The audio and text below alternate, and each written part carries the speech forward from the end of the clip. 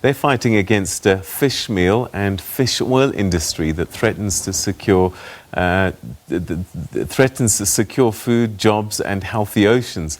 Most fish meal and fish oil factories in West Africa are owned by foreign companies.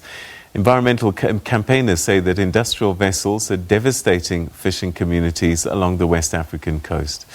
Campaigners have warned that exports of fish meal and fish oil from West Africa are depriving more than 30 million people a year of food. A report by Greenpeace Africa and the Netherlands-based organisation Changing Markets urges governments to phase out the processing of fish which is fit for human consumption, being used for fish meal and oil. It says that fish extracted by industrial vessels off West Africa are processed and exported mainly to Europe and Asia as feed for fish farms, pet food or use in cosmetics. The report says the industry is devastating coastal communities and undermining food security in Mauritania, Senegal, Gambia, Mali and Burkina Faso. Well, for more on this story, we're now joined by Dr. Aliou Ba, who's the Political Advisor for Greenpeace Africa. Thank you very much indeed for joining us and welcome to the program. You're welcome. Thank you very much for inviting me for this interview. So, how long has this problem been running? We're reporting on it now, but it seems to me that this is a practice that's been ongoing. So this started in this area at the beginning of the 20s, so 2000, so almost 15 years.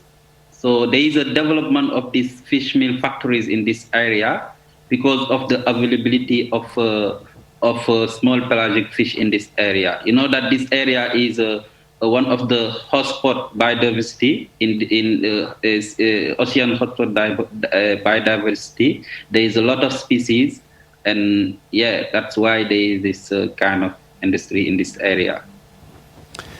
So, as campaigners, what would you like to see happen?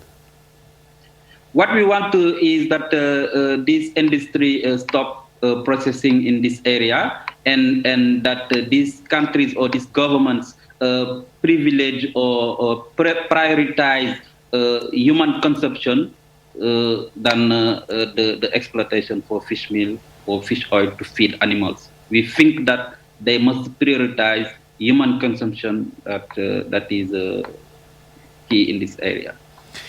And what about the markets abroad, the governments there that are importing these foodstuffs? Have you approached them? Are they aware that they are devastating local industry? Now, at this moment, you know, they are just doing like capitalists. They are just looking that where they can find their product, like all the raw material that they take in Africa. So it's the same as the other raw material. So they just come and take it and go to produce fish meal and fish oil to feed their animals. Their priority, these countries, their priority, or this corporate, their priority are to feed their animals and and their activity at this moment really threaten the food security in this area, because these fish that are using for this for fish meal and fish oil is the main fish that people use for consumption in this area, because one, these resources are low price, but also that are available. You know that this area people have not a lot of money, so this resource is the main that they use daily use for animal protein. So at this moment there is something like how to say it, concurrence. I don't know how to say it. They are taking they food. Yeah. They are taking their food to feed their animals. So, do they have licenses to fish in these waters? I mean, how are they allowed to do this? Surely local governments should be saying, we're not going to put up with this. These are our shores, these are our territories, we need to protect our people. No, at this moment, for example, just for the fish meal factories, they have license to do it. But the fact is that they have not. There is no. They are not allowed to use fresh fish to produce fish meal. So, but now what they do is to take the fish and to just do not put ice and produce fish meal with that. And there is not a good control on that industry at this moment in West Africa. So authorities know it's going on, but don't quite know how to police it. Can you repeat, please? I'm saying that the authorities know that this practice is going on, where they're not doing things properly, but they are unable to control it.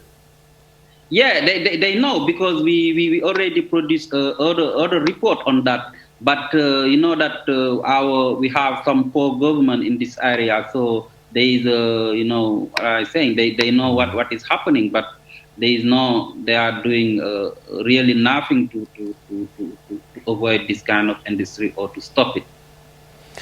So do you have any idea in terms of, we talked about food insecurity and the effect for locals in terms of their own fishing, how many people have been affected, and if this carries on, what might be the consequences?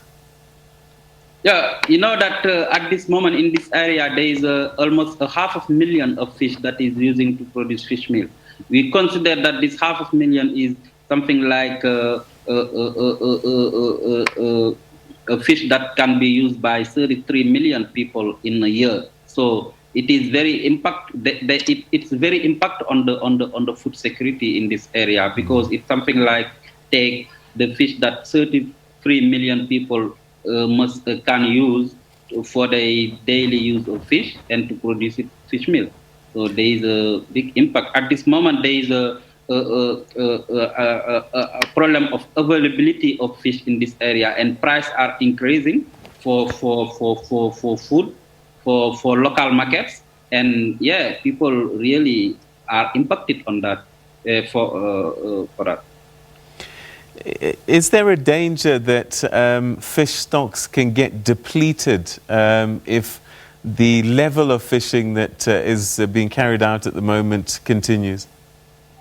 Yeah, at this moment, that's why we are alerting government, because these resources that are mainly used for the fish meal are overexploited.